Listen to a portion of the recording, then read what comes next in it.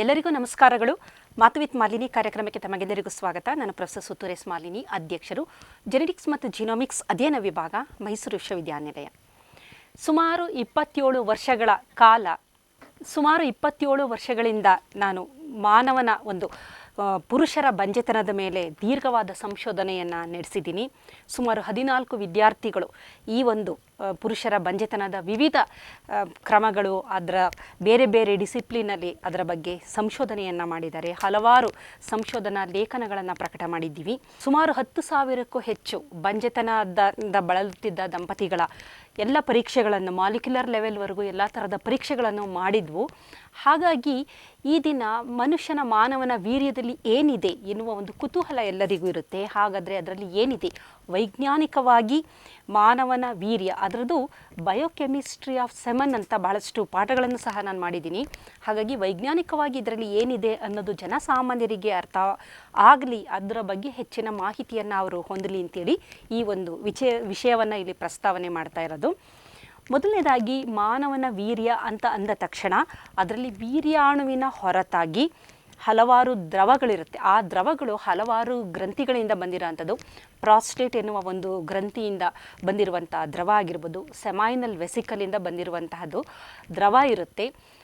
ಅದರ ಜೊತೆಗೆ ಸುಮಾರು 90-95% ದ್ರವ ಇರುತ್ತೆ. ನಂತರ ಅದರಲ್ಲಿ 1-5% ವೀರ್ಯಾಣುಗಳಿರುತ್ತೆ. ಸ್ಪರ್ಮಿಟೋಜೂವಾ ಅಂತ ಅದನ್ನು ಕರಿತೀವಿ. ವೀರ್ಯಾಣುಗಳಿರುತ್ತೆ. ಇದರ ಹೊರತಾಗಿ ಪ್ರೋಟೀನ್ಗಳಿದೆ, ಖನಿಜಗಳಿದೆ, ಸಕ್ಕರೆಗಳಿದೆ, ಹಲವಾರು ಹಾರ್ಮೋನುಗಳಿದೆ. ಅದರ ಜೊತೆಗೆ ಕೆಲವೊಂದು ಸಂವೇದನಾಕಾರಿ ರಾಸಾಯನಿಕಗಳು ಇದರಲ್ಲಿದೆ, ವಿಟಮಿನ್ಸ್ಗಳಿದೆ. ಇದರ ಜೊತೆಗೆ ಹಲವಾರು ಟ್ರೇಸ್ ಎಲಿಮೆಂಟ್ಸ್ಗಳು, ಈ ರೀತಿ ನಾನಾ ರೀತಿಯ ಒಂದು ಸಂಯೋಜನೆ ವೀರ್ಯ ಅಂತ ಅನ್ಬೋದು. ಕಾರಣ ವೀರ್ಯದಲ್ಲಿರುವ ಈ ಅಂಶಗಳಿಂದಾಗೆ ಅದು ಒಂದು ಜೀವದಿಂದ ಇರುತ್ತೆ. ಅದು ಫೀಮೇಲ್ ಜೆನೈಟಲ್ ಟ್ರ್ಯಾಕ್ಟ್ ಅಲ್ಲಿಗೆ ಹೋಗುವವರೆಗೂ ಅದು ಜೀವದಿಂದ ಇರಬೇಕು. ಅದಕ್ಕೆ ಎನರ್ಜಿ ಸಿಗಬೇಕು ಅಂತಂದರೆ ವೀರ್ಯದಲ್ಲಿ ಈ ಎಲ್ಲ ಅಂಶಗಳು ಇದೆ. ಹಾಗಾದರೆ ಈ ವೀರ್ಯದಲ್ಲಿ ಏನೇನಿದೆ ಅಂತ ಮೊದಲನೇದಾಗಿ ನಾವು ನೋಡೋದಾದರೆ, ವೀರ್ಯಾಣುಗಳು ಅಂತ ಅಂದೆ ನಾನು, ಅದನ್ನು ಸ್ಪರ್ಮಿಟೋಜೂವಾ ಅಂತ ಕರಿತೀವಿ. 1-5% ಈ ವೀರ್ಯಾಣುಗಳಿರುತ್ತೆ. ವೀರ್ಯಾಣು ಅಂದ ತಕ್ಷಣ ಅದರ ಒಂದು ಆಕಾರವನ್ನು ನಾವು ನೋಡಿದಾಗ ತಲೆ ಇದೆ, ಅದರಲ್ಲಿ ಆ ತಲೆಯಲ್ಲಿ DNA ಇದೆ. ಆ ತಲೆಯ ತುದಿಯಲ್ಲಿ ಆಕ್ರೋಸೋಮ್ ಎನ್ನುವ ಒಂದು ಕಿಣ್ವಗಳ ಒಂದು ಗುಂಪಿದೆ. 40ಕ್ಕೂ ಹೆಚ್ಚು ಪ್ರೋಟಿಯೋಲೈಟಿಕ್ ಎನ್ಸೈಮ್ಸ್ಗಳು, ಕಿಣ್ವಗಳು ಅಲ್ಲಿರುತ್ತೆ. ಈ ಕಿಣ್ವಗಳ ಸಹಾಯದಿಂದ ಝೋನಾ ಪೆಲುಸಿಡಾ ಎನ್ನುವ ಒಂದು ಅಂಡಾಣುವಿನ ಹೊರ ಕವಚ ಏನಿದೆ ಅದನ್ನು ಸೀಳಿಕೊಂಡು ಅಥವಾ ಪೆನಿಟ್ರೇಟ್ ಮಾಡಿ ಆ ಒಂದು DNA ಏನಿದೆ ತಲೆಯ ಭಾಗದಲ್ಲಿರುವ ಒಂದು ಜೆನೆಟಿಕ್ ಮೆಟೀರಿಯಲ್ ಅಂತ ನಾವೇನು ಹೇಳ್ತೀವಿ, ಆ ಹೆರಿಡಿಟ್ರಿ ಮೆಟೀರಿಯಲ್ ಅಥವಾ DNA ಏನಿದೆ ಅದು ಅಂಡಾಣುವಿನ ಒಳಗಡೆ ಹೋಗುತ್ತೆ. ಆ ನಂತರ ಅಂಡಾಣುವಿನಲ್ಲಿರುವಂತಹ ಒಂದು ನ್ಯೂಕ್ಲಿಯಸ್ ಜೊತೆ ಅದರಲ್ಲಿರುವ ಜೆನೆಟಿಕ್ ಮೆಟೀರಿಯಲ್ ಜೊತೆ ಇದು ಸೇರಿಕೊಂಡು ನಂತರ ಅದು ಫರ್ಟಿಲೈಸೇಷನ್ ಎನ್ನುವ ಅಥವಾ ಒಂದು ಗರ್ಭಧಾರಣೆ ಅಂತ ನಾವೇನು ಕರಿತೀವಿ, ಆ ಒಂದು ಪ್ರಕ್ರಿಯೆ ನಡೆಯುವಂತಹದ್ದು. ಇನ್ನು ಮಧ್ಯಭಾಗ ಒಂದಿದೆ, ಅದರಲ್ಲಿ ATP ಅಥವಾ ಮೈಟೋಕಾಂಡ್ರಿಯ ಇರೋದರಿಂದ ಅದು ಈ ಒಂದು ವೀರ್ಯಾಣು ಚಲನೆಗೆ ಏಕೆಂದರೆ ಅದರ ಚಲನೆ ಬಹಳ ದೂರ ಇರೋದರಿಂದ ಆ ಚಲನೆಗೆ ಪೂರಕವಾಗಿ ಏನು ಎನರ್ಜಿ ಬೇಕು ಅದು ATP ಮುಖಾಂತರ, ಮೈಟೋಕಾಂಡ್ರಿಯದ ಮುಖಾಂತರ ಅದಕ್ಕೆ ನೀಡುವಂತಹದ್ದು. ಬಾಲ ಇರುತ್ತೆ. ಬಾಲ ಏನು ಅಂತಂದರೆ ಅದು ಚಲನೆಗೆ ಅವಶ್ಯಕವಾಗಿರುವಂತಹದ್ದು. ಇದು ವೀರ್ಯಾಣುವಿನ ಒಂದು ರಚನೆ ಮತ್ತು ಅದು ಯಾವ ರೀತಿ ಕೆಲಸವನ್ನು ಮಾಡುತ್ತೆ ಅಂತ. ಇದರ ಹೊರತಾಗಿ ಫ್ರಕ್ಟೋಸ್ ಎನ್ನುವ ಒಂದು ಸಕ್ಕರೆಯ ಅಂಶ ಇದೆ, ಕಾರ್ಬೋಹೈಡ್ರೇಟ್. ಇದು ಬಿಡುಗಡೆಯಾಗುವುದು ಸೆಮೈನಲ್ ವೆಸಿಕಲ್ ಎನ್ನುವ ಒಂದು ಗ್ರಂಥಿಯಿಂದ. ಇದು ಈ ವೀರ್ಯಾಣುವಿನ ಒಂದು ಚಲನೆಗೆ, ವೀರ್ಯಾಣು ಬದುಕಬೇಕಾದರೆ ಈ ಫ್ರಕ್ಟೋಸಲ್ಲಿರುವಂತಹ ಈ ಒಂದು ಏನು ಗ್ಲುಕೋಸ್ ಅಂಶ ಏನಿದೆ ಅದು ಬಹಳ ಪ್ರಮುಖವಾಗಿ ಇದಕ್ಕೆ ಬೇಕಾಗಿರುವಂಥದ್ದು. ಅದು ಸೆಮೈನಲ್ ವೆಸಿಕಲಿಂದ ದೊರಕುತ್ತೆ. ಇದರ ಜೊತೆಯಲ್ಲಿ ಪ್ರೋಸ್ಟೋಗ್ಲ್ಯಾಂಡಿನ್ ಎನ್ನುವಂತಹ ಒಂದು ಹಾರ್ಮೋನನ್ನು ಸಹ ಸೆಮೈನಲ್ ವೆಸಿಕಲ್ ಬಿಡುಗಡೆ ಮಾಡುತ್ತೆ. ಅದು ಇದರ ಸ್ಥಿರತೆಯನ್ನು, ವೀರ್ಯಾಣುವಿನ ಸ್ಥಿರತೆಯನ್ನು ಮತ್ತು ಯಾವುದೇ ರೀತಿ ಡ್ಯಾಮೇಜ್ ಆಗದೇ ಇದ್ದ ಹಾಗೆ ವೀರ್ಯಾಣುವಿಗೆ ಅದರ ಚಲನೆಗೆ ಪೂರಕವಾದಂತಹ ಅಂಶವನ್ನು ಈ ಪ್ರೋಸ್ಟೋಗ್ಲ್ಯಾಂಡಿನ್ ಹೊಂದಿದೆ. ಇದರ ಹೊರತಾಗಿ ವೀರ್ಯದಲ್ಲಿ ಸಿಟ್ರೇಟ್ ಹೆಚ್ಚಿದೆ. ಈ ಸಿಟ್ರೇಟ್ ಇದನ್ನು ಪ್ರಾಸ್ಟೇಟ್ ಒಂದು ಗ್ರಂಥಿ ಅಂತ, ಒಂದು ಪ್ರಾಸ್ಟೇಟ್ ಗ್ರಂಥಿ ಅಂತೀವಿ, ಆ ಪ್ರಾಸ್ಟೇಟ್ ಗ್ರಂಥಿಯಿಂದ ಬಿಡುಗಡೆಯಾಗುವಂಥದ್ದು ಸಿಟ್ರೇಟ್. ಇದು ಈ ಒಂದು ವೀರ್ಯದ pH ಹೆಚ್ಚು ಆಲ್ಕಲೈನ್ ಆಗಿರುವ ಹಾಗೆ ಮಾಡುತ್ತೆ. ಕಾರಣ ಫೀಮೇಲ್ ವೆಜೈನ್, ಆ ವೆಜೈನದಲ್ಲಿ ಅಥವಾ ಯೋನಿಯಲ್ಲಿ pH ನಾವು ನೋಡಿದ್ರೆ ಅದು ಮೋರ್ ಎಸಿಡಿಕ್ ಆಗಿರುತ್ತೆ. ಹಾಗಾಗಿ ಇದು ಮೋರ್ ಆಲ್ಕಲೈನ್ ಆಗಿರೋದ್ರಿಂದ ನ್ಯೂಟ್ರಲೈಸ್ ಆಗಿ ಈ ಒಂದು ವೀರ್ಯಾಣುವಿಗೆ ಯಾವುದೇ ರೀತಿಯ ತೊಂದರೆ ಆಗಬಾರ್ದು, ಅದು ನಾಶ ಆಗಬಾರ್ದು. ಏಕೆಂದರೆ ಮೋರ್ ಎಸಿಡಿಕ್ ಕಂಡೀಷನಲ್ಲಿದ್ದಾಗ ವೀರ್ಯಾಣು ಹಾಳಾಗುವಂಥ ಸಾಧ್ಯತೆ ಇರೋದ್ರಿಂದ, ಅದಕ್ಕೆ ಡ್ಯಾಮೇಜ್ ಆಗುವ ಸಾಧ್ಯತೆ ಇರೋದ್ರಿಂದ ಈ ಒಂದು ವೀರ್ಯದಲ್ಲಿ ಅದು ಮೋರ್ ಆಲ್ಕಲೈನ್ ಆಗಿರುವ ಒಂದು ಕಂಡೀಷನ್ ಇರೋದ್ರಿಂದ ನ್ಯೂಟ್ರಲೈಸ್ ಆಗುತ್ತೆ. ಹಾಗಾಗಿ ವೀರ್ಯಾಣುವಿಗೆ ಯಾವುದೇ ರೀತಿ ತೊಂದರೆ ಆಗದಿದ್ದ ಹಾಗೆ ಈ ಒಂದು ಸಿಟ್ರೇಟ್ ಅದನ್ನು ಕಾಪಾಡುತ್ತೆ. ಇದರ ಜೊತೆಯಲ್ಲಿ ಜಿಂಕ್ ಎನ್ನುವ ಖನಿಜಾಂಶ ಇದೆ. ಈ ಜಿಂಕ್ ಏನು ಮಾಡುತ್ತೆ ಅಂದರೆ DNA ಡ್ಯಾಮೇಜನ್ನ ಕಡಿಮೆ ಮಾಡುತ್ತೆ. ಏಕೆಂದರೆ ಇದೊಂದು ಆ್ಯಂಟಿ ಆಕ್ಸಿಡೆಂಟ್ ಆಗಿ ಕೆಲಸ ಮಾಡೋದರಿಂದ ಈ ಒಂದು ವೀರ್ಯದಲ್ಲಿ ಇರುವಂತಹ ಏನಾದರೂ ವಿಷಗಳು ಏನಾದರೂ ಇದ್ದರೆ, ಜಾಸ್ತಿ ಬಿಡುಗಡೆಯಾಗುವಂತಹ ವಿಷಗಳು ಜಾಸ್ತಿ ಇರುತ್ತೆ. ಆ ವಿಷಗಳನ್ನು ನಿರ್ವಿಷಯುಕ್ತ ಮಾಡೋದಕ್ಕೋಸ್ಕರ ಜಿಂಕ್ ಬಹಳ ಪ್ರಮುಖವಾದ ಕೆಲಸವನ್ನು ಮಾಡುತ್ತೆ. ಕೆಲವೊಂದು ರಾಸಾಯನಿಕ ಕ್ರಿಯೆಗೆ ಕೋಫ್ಯಾಕ್ಟರ್ ಆಗೂ ಸಹ ಇದು ಕೆಲಸ ಮಾಡುತ್ತೆ. ಜಿಂಕು, ಲೈಕೋಪಿನ್, ಕಾರ್ನಿಟಿನ್ ಇವೆಲ್ಲ ಅತ್ಯಂತ ಅವಶ್ಯಕವಾಗಿ ಬೇಕಾಗಿರುವಂತಹ ಅಂಶಗಳು ಅಂತ ನಾವು ಹೇಳಬಹುದು. ಇದರ ಜೊತೆಯಲ್ಲಿ ಬೇಕಾದಷ್ಟು ಪ್ರೋಟೀನ್ಗಳು ಮತ್ತು ಎನ್ಸೈಮ್ಸ್ಗಳನ್ನು ನಾವು ನೋಡ್ತೀವಿ ವೀರ್ಯದಲ್ಲಿ.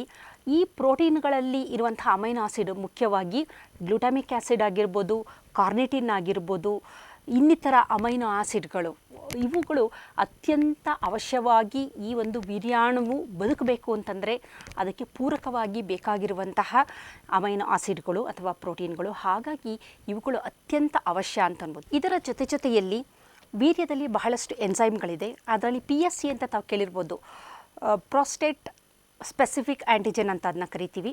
ಪ್ರಾಸ್ಟೇಟಲ್ಲಿ ಏನಾದರೂ ಟ್ಯೂಮರ್ ಇದ್ದರೆ ಈ ಪ್ರಾಸ್ಟೇಟ್ ಸ್ಪೆಸಿಫಿಕ್ ಆ್ಯಂಟಿಜನ್ ಟೆಸ್ಟ್ ಮಾಡಿರುವುದರ ಮುಖಾಂತರ ನಾವು ಅದನ್ನು ಕಂಡುಹಿಡಿಯಬಹುದು. ಆ್ಯಸಿಡ್ ಫಾಸ್ಫಟೇಸ್, ಫೈಬ್ರಿನೋಲೈಸಿನ್ ಎನ್ನುವ ಮತ್ತೊಂದು, ಈ ಎಲ್ಲ ಎನ್ಸೈಮ್ಗಳ ಬಹಳ ಪ್ರಮುಖವಾದ ಕೆಲಸ ಏನು ಅಂತಂದರೆ ವೀರ್ಯಾಣುವನ್ನು, ಅದರ ಚಲನೆಯನ್ನು ಸರಿಯಾದ ರೀತಿಯಲ್ಲಿ ನೋಡ್ಕೊಳ್ಳೋದು ಮತ್ತು ಆ DNA ಸ್ಟೆಬಿಲಿಟಿ, ಆ ಸ್ಥಿರತೆಯನ್ನು ಕಾಪಾಡುವುದು ಇವುಗಳ ಪ್ರಮುಖವಾದ ಕೆಲಸ ಅನ್ಬೋದು. ಇದರ ಹೊರತಾಗಿ ಬಹಳಷ್ಟು ಖನಿಜಾಂಶಗಳು ಇದರಲ್ಲಿರುತ್ತೆ. ಅದರಲ್ಲಿ ಪ್ರಮುಖವಾಗಿ ಜಿಂಕ್ ಆಗಿರ್ಬೋದು, ಕಾರ್ನಿಟಿನ್ ಆಗಿರ್ಬೋದು, ಮೆಗ್ನೀಷಿಯಮ್, ಕ್ಯಾಲ್ಶಿಯಂ, ಸೋಡಿಯಂ, ಪೊಟ್ಯಾಷಿಯಂ ಇವುಗಳು ಸಮ ಪ್ರಮಾಣದಲ್ಲಿರುತ್ತೆ. ಇದರಲ್ಲಿರುವ ಕ್ಯಾಲ್ಶಿಯಂ ಅಂಶ ಏನಾಗುತ್ತೆ ಅಂದರೆ ಅದು ನಂತರ ಫರ್ಟಿಲೈಸೇಷನ್ ಪ್ರಾಸೆಸ್ ಆಗಬೇಕಾದ್ರೆ ಝೋನಾ ಪೆಲುಸಿಡಾ ಹೊರಪೊರೆಯನ್ನು ತೆಳುವಾಗಿ ಮಾಡಿ ಕ್ಯಾಲ್ಶಿಯಂ ಇನ್ಫ್ಲಕ್ಸನ್ನು ಜಾಸ್ತಿ ಮಾಡುತ್ತೆ.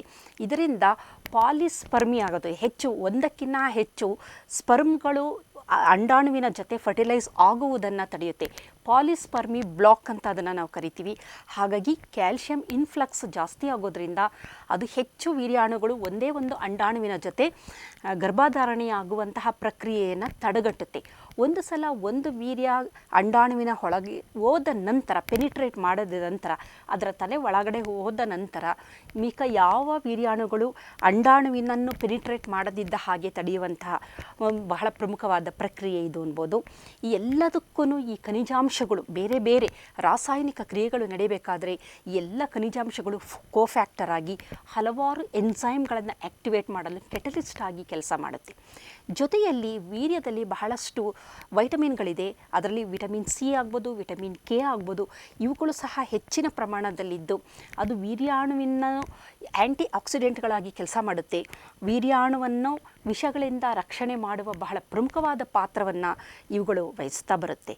ಹಾಗಾಗಿ ವೀರ್ಯದಲ್ಲಿ ಬರೀ ವೀರ್ಯ ಮಾತ್ರ ಅಲ್ಲ, ಅದರ ಹಲವಾರು ರೀತಿಯ ಅಂಶಗಳನ್ನು ನಾವು ನೋಡ್ಬೋದು. ವೀರ್ಯದಲ್ಲಿ ಹಲವಾರು ಹಾರ್ಮೋನ್ಗಳನ್ನು ಸಹ ನಾವು ನೋಡ್ಬೋದು. ಅದರಲ್ಲಿ ಪ್ರಮುಖವಾಗಿ ಟೆಸ್ಟೋಸ್ಟಿರಾನ್, ಆಕ್ಸಿಟಾಸಿನ್, ಅದರ ಜೊತೆಗೆ ಸೆರೋಟೋನಿನ್, ಡೋಪಮೈನ್, ಎಸ್ಟ್ರೆಡಿಯಾಲ್ ಈ ಎಲ್ಲ ಹಾರ್ಮೋನುಗಳು ಸಹ ವೀರ್ಯದಲ್ಲಿರುತ್ತೆ. ಅದು ವೀರ್ಯಾಣುವನ್ನು ಸರಿಯಾದ ರೀತಿಯಲ್ಲಿ ಕಾಪಾಡಲು ಮತ್ತು ಸರಿಯಾದ ರೀತಿಯ ಸಿಗ್ನಲ್ಗಳನ್ನು ಕೊಡಲು ಸಹ ಇವುಗಳು, ಈ ಕೆಲವೊಂದು ಹಾರ್ಮೋನುಗಳು ಬಹಳ ಪ್ರಮುಖವಾಗಿ ಟೆಸ್ಟೋಸ್ಟಿರಾನ್, ಎಸ್ಟ್ರೆಡಿಯಾಲ್, ಆಕ್ಸಿಟಾಸಿನ್ ಈ ಹಾರ್ಮೋನುಗಳು ಬಹಳ ಪ್ರಮುಖವಾದ ಪಾತ್ರವನ್ನು ವಹಿಸುತ್ತೆ. ಇದರ ಜೊತೆಯಲ್ಲಿ ಇದರಲ್ಲಿ ಆ್ಯಂಟಿ ಮೈಕ್ರೋಬಿಯಲ್ ಅಂಶ ಸಹ ಇದೆ. ವೀರ್ಯಕ್ಕೆ ಯಾವುದೇ ರೀತಿಯ ಸೋಂಕು ಉಂಟಾಗದಿದ್ದ ಹಾಗೆ ಅದನ್ನು ಕಾಪಾಡಲು ಆ್ಯಂಟಿ ಮೈಕ್ರೋಬಿಯಲ್ ಇರುವಂತಹ ಕೆಲವೊಂದು ಅಂಶಗಳು, ರಾಸಾಯನಿಕಗಳನ್ನು ನಾವು ನೋಡ್ತೀವಿ. ಅದರಲ್ಲಿ ಅತ್ಯಂತ ಪ್ರಮುಖವಾದ ಲ್ಯಾಕ್ಟೋಫೆರಿನ್ ಎನ್ನುವ ಒಂದು ರಾಸಾಯನಿಕ ಇರಬಹುದು. ಇದು ಸಹ ಆ್ಯಂಟಿ ಮೈಕ್ರೋಬಿಯಲ್, ಅಂದರೆ ಯಾವುದೇ ರೀತಿಯ ಸೋಂಕು ಉಂಟಾಗದಿದ್ದ ಹಾಗೆ ಅದನ್ನು ತಡೆಯುತ್ತೆ. ಜಿಂಕ್ ಕಂಟೈನಿಂಗ್ ಕೆಲವೊಂದು ಪ್ರೋಟೀನ್ಗಳಿರುತ್ತೆ. ಇವು ಸಹ ಸೋಂಕುಗಳಿಂದ ವೀರ್ಯವನ್ನು ರಕ್ಷಣೆ ಮಾಡೋದಕ್ಕೆ ಮಾಡೋಕ್ಕೆ ಬಹಳ ಪ್ರಮುಖವಾದ ಪಾತ್ರವನ್ನು ಇದು ವಹಿಸಿರೋದನ್ನು ನಾವು ನೋಡಬಹುದು. ಲ್ಯಾಕ್ಟೋಫೆರಿನ್ ಜೊತೆಯಲ್ಲಿ ಜಿಂಕ್ ಕಂಟೈನಿಂಗ್ ಪ್ರೋಟೀನ್ಗಳು, ಜೊತೆಯಲ್ಲಿ ಡಿಫೆನ್ಸಿನ್ ಎನ್ನುವ ಮತ್ತೊಂದು ಎನ್ಸೈಮ್, ಇದು ಸಹ ಕೆಲವೊಂದು ಸೋಂಕುಗಳನ್ನು ತಡೆಗಟ್ಟಲು ವೈರಸ್ ಬ್ಯಾಕ್ಟೀರಿಯಾಗಳಿಂದ ಅಥವಾ ಸೂಕ್ಷ್ಮಾಣು ಜೀವಿಗಳಿಂದ ವೀರ್ಯದಲ್ಲಿ ಸೋಂಕು ಹೆಚ್ಚಾಗದಿದ್ದ ಹಾಗೆ ತಡೆಯಲು ಡಿಫೆನ್ಸಿನ್ ಆಗಿರ್ಬೋದು, ಲ್ಯಾಕ್ಟೋಫೆರಿನ್ ಆಗಿರ್ಬೋದು, ಜಿಂಕ್ ಕಂಟೈನಿಂಗ್ ಪ್ರೋಟೀನ್ಗಳಾಗ್ಬೋದು ಬಹಳ ಪ್ರಮುಖವಾದ ಪಾತ್ರವನ್ನು ವಹಿಸುತ್ತೆ. ಜೊತೆಯಲ್ಲಿ ಅತ್ಯಂತ ಪ್ರಮುಖವಾದ ಒಂದು ವೀರ್ಯದಲ್ಲಿ ಇರುವಂತಹ ಅಂಶ ಏನಂದರೆ ಎಕ್ಸೋಝೋಮ್ಗಳು ಅಂತ. ಈ ಎಕ್ಸೋಝೋಮ್ಗಳು ಮೈಕ್ರೋ RNAಗಳನ್ನು ಅದರ ಮೇಲೆ ಒಂದು ಕವಚವನ್ನು ಉಂಟು ಮಾಡಿ ಆ ಮೈಕ್ರೋ RNAಯನ್ನು ಟ್ರಾನ್ಸ್ಪೋರ್ಟ್ ಮಾಡುವಂಥದ್ದು. ಈ ಮೈಕ್ರೋ RNAಯಲ್ಲಿ SNRNA ಆಗ್ಬೋದು, ಮೈಕ್ರೋ RNA ಆಗ್ಬೋದು, ಇವೆಲ್ಲ ಈ ಒಂದು ವೀರ್ಯಾಣುವನ್ನು ಕಾಪಾಡಲು ಬಹಳ ಪ್ರಮುಖವಾದ ಪಾತ್ರವನ್ನು ವಹಿಸೋದ್ರಿಂದ ಇತ್ತೀಚಿನ ಸಂಶೋಧನೆಗಳ ಪ್ರಕಾರ ಈ ಎಕ್ಸೋಝೋಮುಗಳ ಒಂದು ಪ್ರಭಾವ ಏನಿದೆ ಅದು ಬಹಳ ಪ್ರಮುಖವಾದ ಪಾತ್ರವನ್ನು ವಹಿಸುತ್ತೆ ಗರ್ಭಧಾರಣೆಯಲ್ಲಿ. ಮತ್ತು ಈ ವೀರ್ಯಾಣುವನ್ನು ಕಾಪಾಡಲು ಎಕ್ಸೋಝೋಮುಗಳು ಅತ್ಯಂತ ಪ್ರಮುಖವಾದ ಪಾತ್ರವನ್ನು ವಹಿಸುತ್ತೆ ಎನ್ನುವುದು ಇತ್ತೀಚಿನ ಸಂಶೋಧನಾ ವರದಿಯಲ್ಲಿ ತಿಳಿಸಿರುವಂಥದ್ದು. ಹಿಂದೆ ವೀರ್ಯದಲ್ಲಿ ಎಕ್ಸೋಝೋಮ್ಗಳು ಇದೆ ಅಂತ ವಿಜ್ಞಾನಿಗಳಿಗೆ ಗೊತ್ತಿರಲಿಲ್ಲ. ಆದರೆ ಮುಂದುವರೆದ ಸಂಶೋಧನೆಗಳು ಎಕ್ಸೋಝೋಮ್ಗಳು ಹೆಚ್ಚು ವೀರ್ಯದಲ್ಲಿದೆ, ಹಾಗಾಗಿ ವೀರ್ಯವನ್ನು ನಾವು ನೋಡಿದ್ರೆ ಅದೊಂದು ಅದ್ಭುತವಾದ ಒಂದು ದ್ರವ ಅಂತ ಅನ್ಬೋದು. ಅದರಲ್ಲಿ ಒಂದು ಜೀವ ಉಳಿಬೇಕು ಅಂದರೆ ಅದರಲ್ಲಿರುವಂತಹ ಅಂಶಗಳು ಏನಿದೆ, ಪ್ರೋಟೀನ್ ಆಗ್ಬೋದು, ಖನಿಜಗಳಾಗ್ಬೋದು, ವೈಟಮಿನ್ ಆಗ್ಬೋದು, ಎಕ್ಸೋಝೋಮ್ ಆಗ್ಬೋದು, ಆ್ಯಂಟಿ ಮೈಕ್ರೋಬಿಯಲ್ ಅಂಶಗಳಾಗಿರಬಹುದು, ಹಲವಾರು ರೀತಿಯ ಹಾರ್ಮೋನುಗಳಾಗಿರ್ಬೋದು, ಖನಿಜಾಂಶಗಳಾಗ್ಬೋದು, ಪ್ರೋಟೀನ್ಗಳು, ಎನ್ಸೈಮ್ಸ್ಗಳು, ಇವೆಲ್ಲ ಒಟ್ಟಾರೆ ಸುಮಾರು 10 ರಿಂದ 15 ದಿನ ವೀರ್ಯಾಣು ಬದುಕಿ ಉಳಿಯಲು ಸಹಾಯ ಮಾಡುವ ಅಂಶಗಳು. ಜೊತೆಯಲ್ಲಿ ಅದರ ಚಲನೆಗೆ ಬಹಳ ಪ್ರಮುಖವಾಗಿ ಫ್ರಕ್ಟೋಸ್ ಎನ್ನುವ ಒಂದು ಸಕ್ಕರೆ ಪ್ರಮುಖವಾದ ಪಾತ್ರವನ್ನು ವಹಿಸುತ್ತೆ.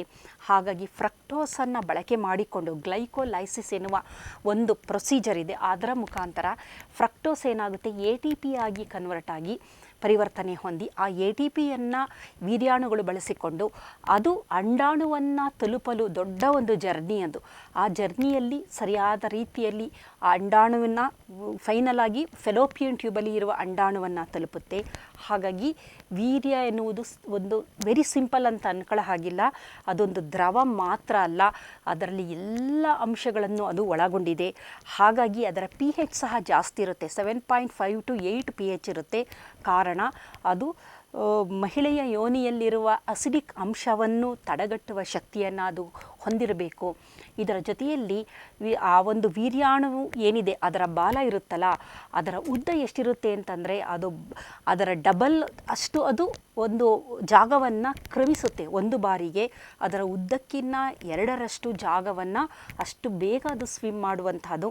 ಮತ್ತು ಒಂದು ಜೀವಿಗಳಲ್ಲಿ ಯಾವುದಾದರೂ ಒಂದು ಜೀವಕೋಶ ಅದಕ್ಕೆ ಮೊಟಿಲಿಟಿ ಇದೆ ಅಂದರೆ ಅದು ವೀರ್ಯಾಣು ಅನ್ಬೋದು. ಯಾವುದೇ ಒಂದು ಜೀವಕೋಶ ತಾನಿರುವ ಜಾಗದಿಂದ ಮತ್ತೊಂದು ಕಡೆಗೆ ಹೋಗೋಕ್ಕಾಗೋದಿಲ್ಲ. ಸೆಲ್ ಮೈಗ್ರೇಷನ್ ಅಂತಿದೆ, ಆದರೆ ಆ ಸೆಲ್ ಮೈಗ್ರೇಷನ್ ಇದೆಯಲ್ಲ ಅದು ಅತ್ಯಂತ ಒಂದು ಕಠಿಣವಾದ ಪ್ರೊಸೀಜರ್ ಅನ್ಬೋದು. ಬಹಳಷ್ಟು ಕಠಿಣವಾದ ಪ್ರೊಸೀಜರಿಂದ ಸೆಲ್ಲು ಒಂದು ಜಾಗದಿಂದ ಮತ್ತೊಂದು ಜಾಗಕ್ಕೆ ಹೋಗಬಹುದು, ಮೈಗ್ರೇಷನ್ ಅಂತ ಕರಿತೀವಿ. ಆದರೆ ಬಹಳ ಸುಲಭವಾಗಿ ಈ ಒಂದು ವೀರ್ಯಾಣುವಂತೂ ಒಂದು ಸಿಂಗಲ್ ಸೆಲ್ ಅದೊಂದು ಅದ್ಭುತ ಅನ್ಬೋದು. ಅಂಡಾಣುನು ಸಿಂಗಲ್ ಸೆಲ್, ಅದು ವೀರ್ಯಾಣುವನ್ನು ಸಿಂಗಲ್ ಸೆಲ್. ಅಂಡಾಣು ವೀರ್ಯಾಣುವಿಗಿನ 1000 ಪಟ್ಟು ದೊಡ್ಡದಿದೆ ಸಿಂಗಲ್ ಸೆಲ್ ಆದರೂ. ವೀರ್ಯಾಣು ಅಂಡಾಣುವಿಗಿನ ಅತ್ಯಂತ ಸಣ್ಣದ್ದು. ಹಾಗಾಗಿ ಮಿಲಿಯನ್ಸ್ ಆಫ್ ವೀರ್ಯಾಣುಗಳು ಅಂಡಾಣುವಿನ ಹೊರ ಪದರ ಏನಿದೆ ಝೋಲಾ ಪೆಲ್ಲುಸಿಡಾ, ಆ ಪೆಲ್ಲುಸಿಡಾದವರೆಗೂ ಹೋಗುತ್ತೆ. ನಂತರ ಅದರಲ್ಲಿ ಏಕೈಕ ವೀರ್ಯಾಣು ಮಾತ್ರ ಅಂಡಾಣುವಿನ ಜೊತೆ ಮಿಲನವನ್ನು ಹೊಂದೋದು. ಅದರಲ್ಲೂ ತುಂಬ ಅತ್ಯುತ್ತಮವಾದ ಚಲನೆಯುಳ್ಳ ಅತ್ಯುತ್ತಮವಾದ ಒಂದು ಜೆನೆಟಿಕ್ ಮೆಟೀರಿಯಲನ್ನು ಹೊಂದಿರುವ ಉತ್ತಮವಾದ ಕಾರ್ಯಕ್ಷಮತೆ ಹೊಂದಿರುವ ವೀರ್ಯಾಣು ಮಾತ್ರ ಅಂಡಾಣುವಿನ ಜೊತೆ ಮಿಲನ ಆಗುವಂಥದ್ದು. ಹಾಗಾಗಿ ಮಾನವನ ಹುಟ್ಟು ಒಂದು ಅದ್ಭುತ ಪ್ರಕ್ರಿಯೆ ಅಂತ ಅನ್ಬೋದು. ಅದೇನು ಸಾಮಾನ್ಯದ್ದಲ್ಲ. ಎಲ್ಲ ಹಂತದಲ್ಲೂ ಹಲವಾರು ರೀತಿಯ ಸೆಲೆಕ್ಷನ್ಗಳು ನಡೆಯುತ್ತೆ. ಅತ್ಯುತ್ತಮವಾದದ್ದನ್ನು ಮಾತ್ರ ಸೆಲೆಕ್ಟ್ ಮಾಡಿ ನಂತರ ಅದನ್ನು ಮುಂದುವರಿಸುವುದನ್ನು ನಾವು ನೋಡಬಹುದು. ಹಾಗಾಗಿ ವೀರ್ಯ ಮತ್ತು ವೀರ್ಯಾಣು, ಒಂದು ವೀರ್ಯಾಣು ಉತ್ಪಾದನೆಯಾಗಬೇಕು ಅಂದರೆ ಸುಮಾರು 90 ದಿನ ಅಥವಾ 3 ತಿಂಗಳ ಅವಧಿ. ಸ್ಪರ್ಮೆಟೋಝೋವಾ ಅಂತ ನಾವು ಸ್ಪರ್ಮೆಟೋಗೋನಿಯಲ್ ಸೆಲ್ ಅಂತೀವಿ.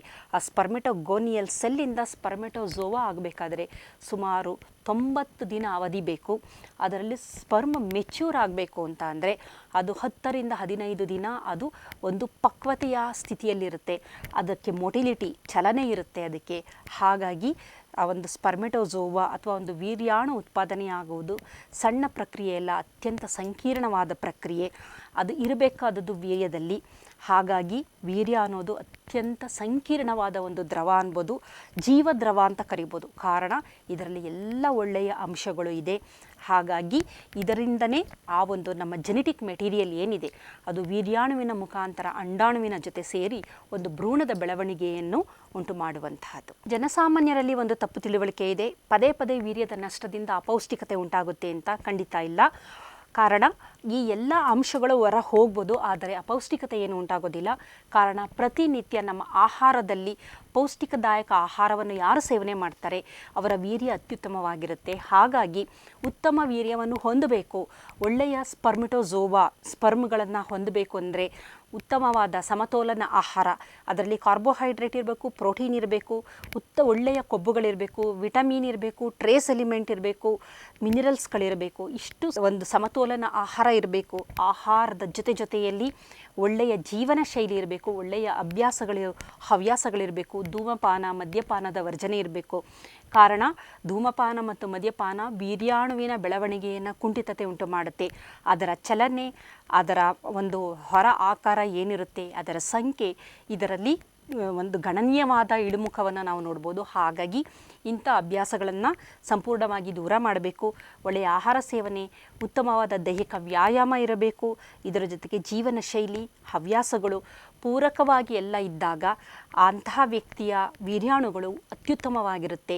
ಅತ್ಯುತ್ತಮವಾದ ವೀರ್ಯಾಣುವಿನಲ್ಲಿ ಆ DNA ಅಥವಾ ಜೆನೆಟಿಕ್ ಮೆಟೀರಿಯಲ್ ಅಂತ ನಾವು ಏನು ಹೇಳ್ತೀವಿ ಅದು ಸಹ ಉತ್ತಮವಾಗಿರುತ್ತೆ. ಹಾಗಾಗಿ ಎಲ್ಲಿ ಅಪೌಷ್ಟಿಕತೆ ಇರುತ್ತೆ, ಎಲ್ಲಿ ವೀರ್ಯಾಣುವಿನ ಸಂಖ್ಯೆ, ಚಲನೆ, ಅದರ ಒಂದು ಕಾರ್ಯಕ್ಷಮತೆ ಕುಂಠಿತತೆ ಇರುತ್ತೆ, ಅವರು ತಮ್ಮ ಆಹಾರದ ಮುಖಾಂತರ, ಜೀವನ ಶೈಲಿಯ ಬದಲಾವಣೆಯ ಮುಖಾಂತರ ತಮ್ಮ ದೇಹದ ಒಂದು ವೀರ್ಯಾಣುವಿನ ಉತ್ಪಾದನೆಯನ್ನು ಹೆಚ್ಚಿಸಿಕೊಳ್ಳಬಹುದು.